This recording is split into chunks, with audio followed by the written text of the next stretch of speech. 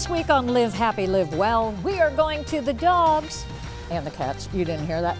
Yes, we have a lot of cuteness and information to come, so stick around. Doesn't get much better than this.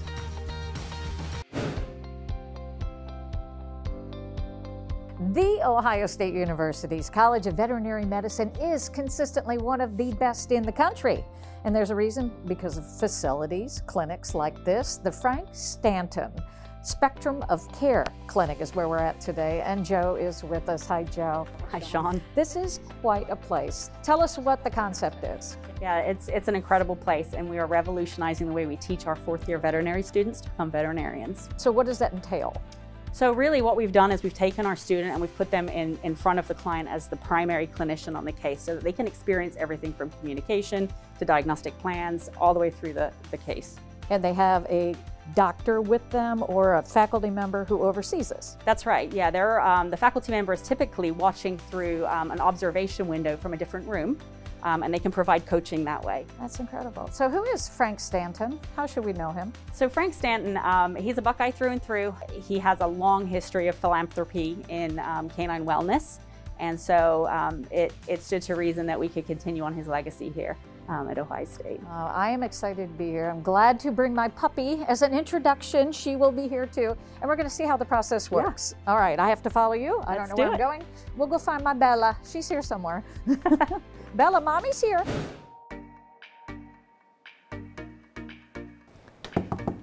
Come in. Hi, nice to meet you and Bella. My name is Michaela. I'm the fourth-year veterinary student taking primary on your case today. Yeah, and I'm Dr. Miles. It's so nice to meet you. Nice to meet you too. Yeah, so I am Michaela's coach. I'm going to let her take over from here. So this would be the process, how this works. Yes, exactly how this would work. Yeah, I would come in, I would let her take over, and then I go to the observation room to watch her. Okay. And when she's ready for me, she kind of gives me a cue, and I come back in and do my own exam. Okay, she's going to steal the show, just so you know. Absolutely. She's adorable. All right. Well, thank you. I guess we'll call you back in so we get an idea get started how this with my exam. all works, Michaela. So what would you do next? So I would go ahead with my physical exam, and usually just to mimic things as they would be in regular general practice, I would kind of ask you a couple questions like how Bella's doing at home, and if you have any concerns about how things have been going with her, any questions. No, we're talking about when she should be spayed. She's about 4 months of age now, so what we'd recommend, based on a kind of her sizing, it looks like she's going to be a large breed dog, we would recommend between 7 and 8 months of age. And that's for a couple of reasons.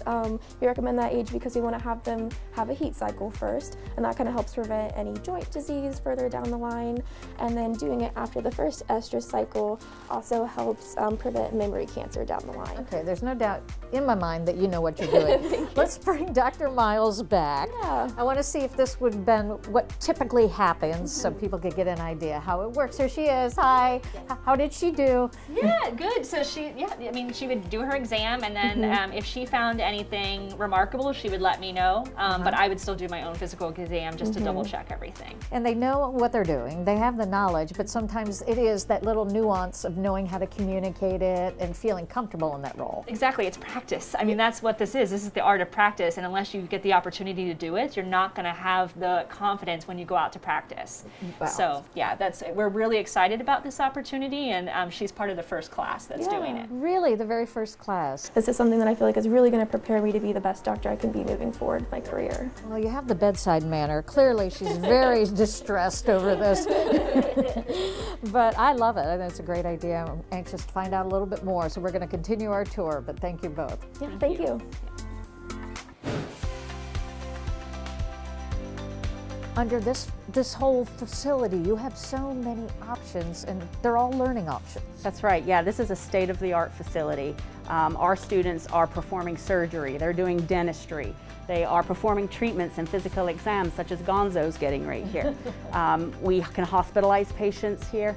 And on our upper level, we have a full learning suite, classroom space up there. So yeah, everything that we do here is centered around learning and education. And then they're ready for the real world. That's right. We're preparing them to be day one ready. So you do hire because you have so many students, correct? Yeah, so we actually have all 4 years of students coming through our facility. So that's about 560 students. So that takes a lot of people to help provide the education that they're going to need. So we are always hiring for veterinary technicians, assistants, client services, and even doctors. Oh, that's great. So you can be part of one of the best colleges of veterinary medicine in the whole US of A right here. That's right.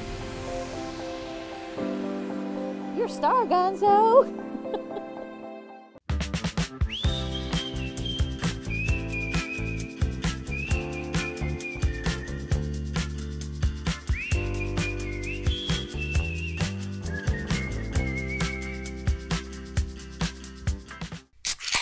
Well, folks, it's only 8 a.m. and it's going to be another hot one. Today's high is 85 degrees. Babe, it's 8 a.m. Fried chicken, better with Pepsi. Compassion, great care, love.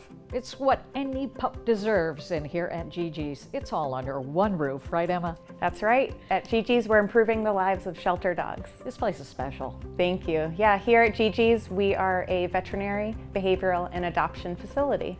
So who are you getting pups from? We are getting our pups from our rural shelter partners in Southern Ohio. And when you take in a pup, what is the process? What do you have to do to get a pup acclimated? Yeah, so our pups are coming in and they're evaluated by our veterinary staff, given all the veterinary care that they need. And then the next day, they're evaluated by our behavior team to then receive any behavioral help that they need. And from there, they're ready for adoption. It's a beautiful place, and it's named after a beautiful pup. So tell us who Gigi is. Yeah, Gigi is the dog of George and Tina Skestos, Gigi's founders. People can see our available dogs at gigis.org. Once they see a dog they're interested in adopting, they can fill out an application. After our team reviews an application, we invite you for a meet and greet here on the Gigi's campus. What if there are multiple pups? I mean, is it tough to decide? I'm sure. We definitely love for people to have multiple choices and meet with multiple dogs and decide what the best fit is for them. The fit is dependent upon behavior, correct? Mm-hmm. And the behavior is a process that I know Dr. Heron is going to explain to us. Dr. Heron, who's your friend? This is Coraline. Coraline came to us from one of our rural partner shelters in Southern Ohio, and she was such a sweetheart, such a docile, gentle soul, that I decided she would be a good candidate for one of our veteran placements. So we have the privilege of working with Veteran Companion Animal Services, which is a nonprofit organization in Delaware, Ohio, who helps match veterans with companions in dogs. So what kind of needs does a veteran have? Often they're looking for an emotional support companion dog, although we have placed them as high as service animals, so registered service animals. We know you provide top-notch veterinary care here at Gigi's. I'm so fascinated, though, that you go the extra mile with the behavioral portion of that. So tell us how that works and what you're facing when you see a shelter animal come in. Yeah, I mean, really behavior is part of Gigi's from intake to adoption and then some. From the colors on our walls to the type of lighting that we use to the music that we play. We were really thinking about how it influences our pet's emotional well-being from every aspect. So tell me what you do then to compensate. What are some of the tools? Yeah, so we have different music scheduled for each day. There's actually science behind it, that classical music as well as reggae is actually calming for dogs. A little Bob Marley goes a long way. It does, it really does. We also use calming essential oils like lavender and chamomile, as well as something called dog appeasing pheromones. So that's actually a product that mimics what a mother dog releases when she has puppies, which has also been shown to have a calming effect in shelter dogs. Well, I heard a little rumor that a lot of these pups get like a whipped cream treat here and there. Absolutely. So everybody here is fear-free certified, which basically means we're all dedicated to make sure we reduce the fear, anxiety, and stress of all of our canines here, whether we're working with them in training or even in our veterinary clinic. So a lot of times as veterinarians, we have to do things that might be uncomfortable or scary for the patients. So we do everything we can to mitigate that. And whipped cream is a big part of that. Yes. Believe it or not, dogs love it. We have several partner shelters in rural Ohio, just south of us, where we will go down, we supply them with vaccines, dewormers, we help rebuild their shelters so that they are the best possible place both for their physical well-being and health, but also behaviorally. And then we will take dogs from them, and we send out scouts. Well, that would be me or someone else trained on our team to really be able to identify the different dogs that we might be able to adopt out here. And the other great thing about what we offer is Gigi's Behavior Services. Oh. So once a dog has been adopted, we call those our Gigi's grads. So a Gigi's grad, if they are adopted and a family might be struggling with some behavioral challenges in that pet, we can support them through that post-adoption services. And that helps us prevent those dogs that might be on the verge of being surrendered to a shelter. It helps us keep them in a forever home. How rewarding. It's really great. It's incredible. I've had a great time finding out all about Gigi's, but I don't want to leave until whipped cream has been served, okay? So you grab the Frisbee. I think we've got about 20 bottles over there. We're going to go over and do that. Thank you so much. Wonderful. It's a pleasure.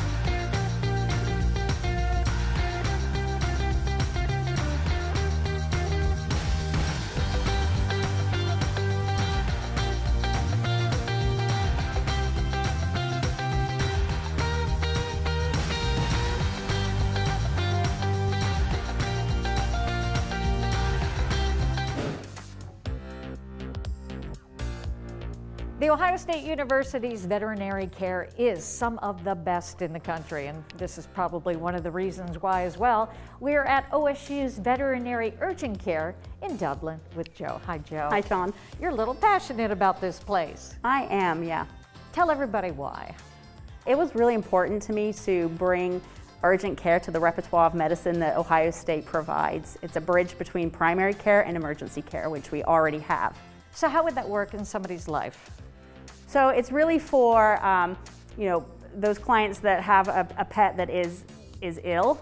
It's maybe urgent that they're seen, but not necessarily emergent. And perhaps their regular veterinarian is closed for the day, or it's a weekend or a holiday, and they need care. For people that take the leap to emergency medicine, it is a little more costly. It is, yeah. Urgent care is typically a little less expensive than going straight to the emergency room. But you're going to get the same quality of care. Absolutely. Well, I want to find out more. We know Dr. Wentworth is waiting on us, so we'll find out what kind of ailments are seen and how we can get our little beloved pets back to health soon. Right. Okay, let's go that way.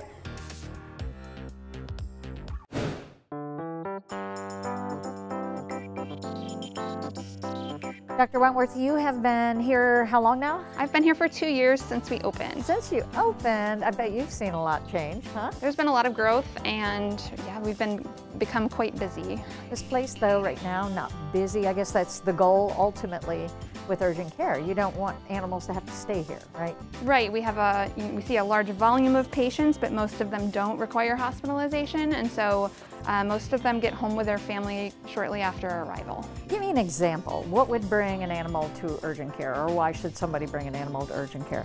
So anything that's urgent but not emergent, and sometimes that's hard to define, but examples might be things like ear infections, vomiting, limping, skin concerns, coughing, those sorts of things. But the primary might not be open. Sometimes they're not open on the weekends, so that would be, this is kind of just a nice piecemeal in between. It's a bridge between, like you had said before. Exactly. We try to give people peace of mind that their pet can be comfortable and safe overnight until they can regroup with their family veterinarian. Right. It looks like you have state-of-the-art everything. You know, all this equipment, I don't know what it's for, but yeah, it looks amazing. Well, this is an oxygen cage, so we might use this to, help stabilize a patient that came in with respiratory difficulties, and that pet might ultimately need further care at, the emergency hospital on campus, but we have these tools to help get them there. And then you have, that's ultrasound, right? We have an ultrasound, we have an isolation unit. Oh yeah. You've got everything, state of the art. However, I do notice we do not have a lot of animals, and that is because either they're going to be in the primary situation or you stabilize them. How do you stabilize an animal to send it then on to emergency? We make sure that their pain and distress is controlled, their disease process is controlled enough that they can safely travel in a vehicle. And so that doesn't happen very often that we have to do that, but we're equipped to do that if we have to. You know, I think about it as a mom when you know, the little ones can't tell you what's wrong with them, and it just makes you so sad. But in this situation, just that level of knowing there's comfort care, that at least you can be seen by a professional, has to really be special for people. Yeah, it seems like we've had really amazing feedback from the community. We've filled a niche, and that feels really good to give people that peace of mind. Is this a highly desirable place to work? I would think it'd be. I think so. We have a great team. We are actually seeking licensed technicians and assistants to join our team. So I can't speak more to how great of a place it is to be employed. It is fast-paced, but it's a very supportive environment, and you see a really wide breadth of different kinds of cases, so every day is different. And your employer is the Ohio State University. Yeah. Give people some of the idea of what the hours would be. So we're open from 4 p.m. until 11 p.m. on weekdays, 11 a.m. until 11 p.m. on weekends and holidays. So, like you said, if it fills that niche in between, if you have any doubt whatsoever, and it's a little bit less expensive than going right to the emergency room, right? It is a little bit less expensive and a little bit faster, considerably faster in many cases. But the same level of care. You gotta love that. That's why everybody loves Ohio State, right? Thank you for the tour, I appreciate it. You're welcome.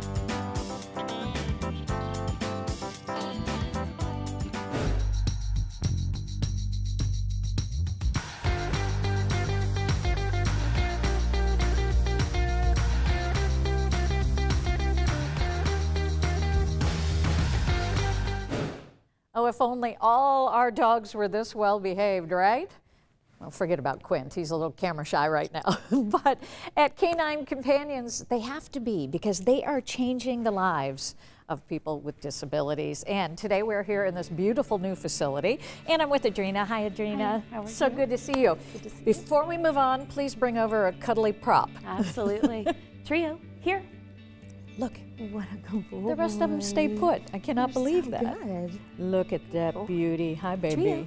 Hi, baby. Oh, you're a sweetie, yes. Talk to us, Adrina, about all these animals that are here today, these dogs. They're here at what stage in their companion development? So these guys are about halfway through their training. They come into us when they're about 15 to 18 months of age, and then we start training them, working with them on the commands that our puppy raisers have introduced to them. And then we start training them the task commands that our clients will need from them. So retrieving dropped items, tugging open doors and drawers, tugging off gloves, doing those sorts of things, turning on and off light switches, and for some, pulling a manual wheelchair is an important task that these guys do. So we have about 6 months to train them, and these guys they have about 3 months left in their training. Now I know we have all labs here. You have labs and also golden retrievers? We do. We have some golden retrievers, and then we cross the two. So my guess is, and I'm not sure, but my guess is we have mostly crosses in this group. And why is that? With our breeding program, what we've learned over the years is we have a lot of luck with the qualities of both labs and goldens. So putting those two breeds together, we get the best of exactly what we're looking for from our dogs. The temperament, the intelligence, yep. And they're not eating shoes and purses and things like my dogs do, apparently. Not when they graduate, no. That's awesome. That's the plan. But they start as puppies. They do start as puppies. Our puppy raisers, who are amazing volunteers, take the pups when they're about 8 weeks of age and work with them, housebreaking, crate training. They have them from the time they're about 8 weeks until they're 15 to 18 months when they come into us. And our volunteer puppy raisers donate their love, money, and time to make it possible for us to do what we do, and then additionally provide the dogs free of charge. Oh my gosh, and you've been here a long time. You love this, I do. Oh, it just must, it has to bring you so much joy. It does. I've told so many people, I just can't imagine doing anything else. Oh. I couldn't leave at the end of the day. I'd be on that mat right there laying next to that. Well, we're anxious to find out more. This is a special place.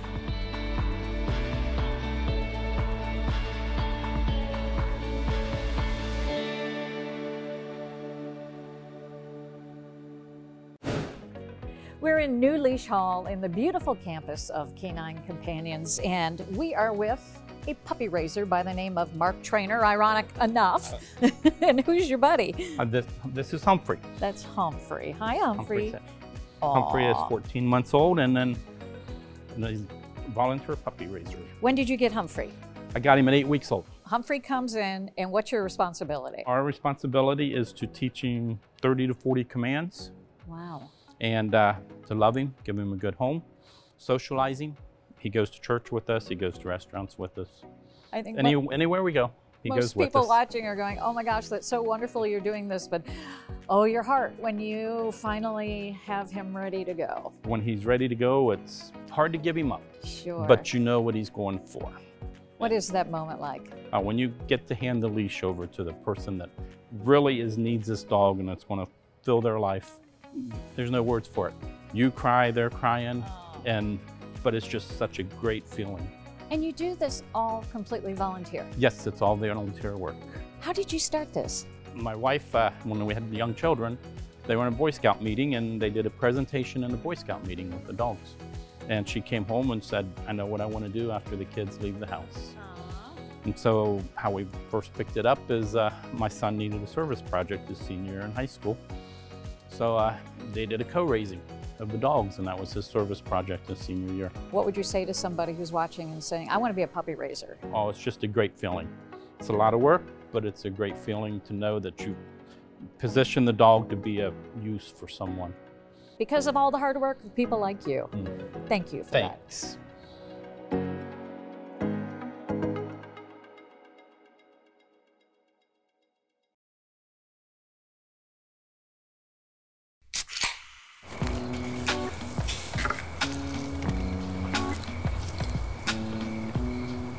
You fired up the grill for one hot dog?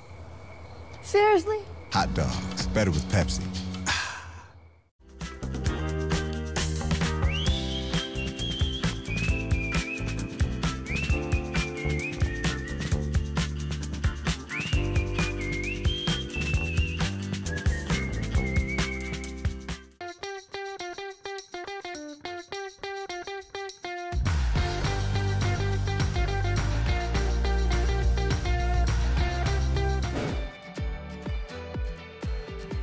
And now we continue our experience with Canine Companions, an organization that leads the service dog industry so clients with their dogs can live with greater independence.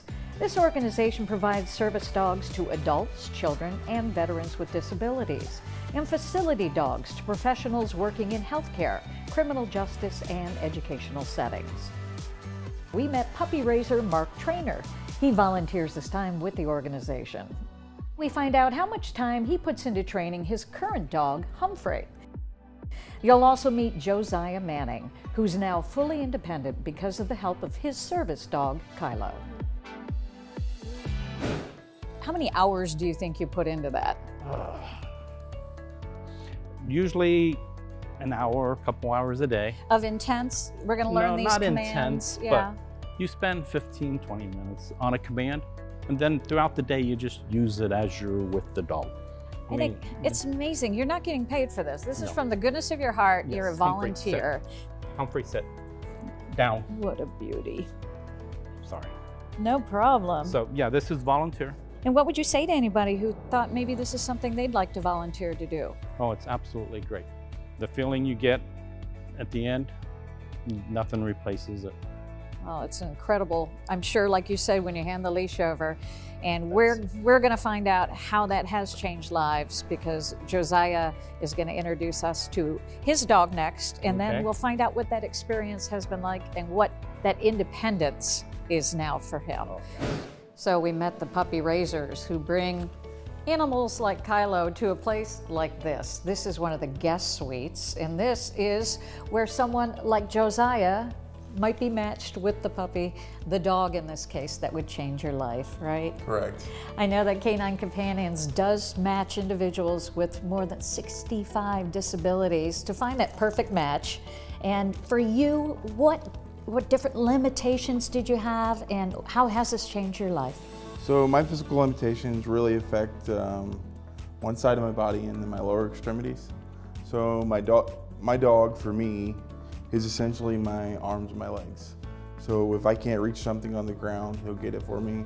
If I drop something and it slides underneath my bed at night, which unfortunately happens sometimes, he'll crawl underneath my bed and get it for me and jump up in my bed and bring it up to me. Josiah, what has this done for you and your independence? Kylo allows me to be completely independent throughout my daily life without having to ask somebody else for help. You and Kylo have been together for a bit here. How long? Yeah, we've been together for almost 5 years. Now, when you got Kylo, you were in college at that time? Correct. I was getting my master's degree at the Glenn College, a master's in public administration. And when you're trying to navigate around a college campus, that can't be easy. So did Kylo give you a new outlook on what it meant to be a student at Ohio State, right? I would change that a little bit and say he empowered me to be a completely independent student, because instead of having to wait for somebody to come along and pick up a piece of paper or a pencil that I dropped, he helps me pick it up and I just keep moving on throughout my day. You know, it amazes me, and yet I think it's incredible that these dogs are provided at no cost to the individual. Would it have been cost prohibitive for you had you not come through Canine Companions? Oh, absolutely. For somebody with an analytical thought process, all the time and effort and skill that's put into putting these dogs together, there's no way that a lot of people with disabilities could even come close to being able to obtain it without the way Canine Companions is structured. It's incredible, isn't it? What they do here is just, it's all from the heart. Yeah. Yeah. What would you Helping other people. That's just it. What would you say to people? Because I know they do need volunteers periodically, and those puppy trainers who bring a baby Kylo up to a grown Kylo. Yeah. Pretty special people. They're very special people, and I would say if you're thinking about getting involved, come out to the center, schedule a time to come out to the center, see if you can set up time to interact with the dogs, and maybe even inquire if you could meet with a graduate, if there would be a graduate that would be willing to talk to you. Because I think once you have a personal interaction with the organization, how it operates, and who it helps, you'll want to get involved as well. I could not say anything better than what you just did. Thank you for sharing today. Thank you. Thanks for joining us. We'll see you next time on Live Happy, Live Well. Do you want to say goodbye? Closed captioning provided by the Wesley Communities.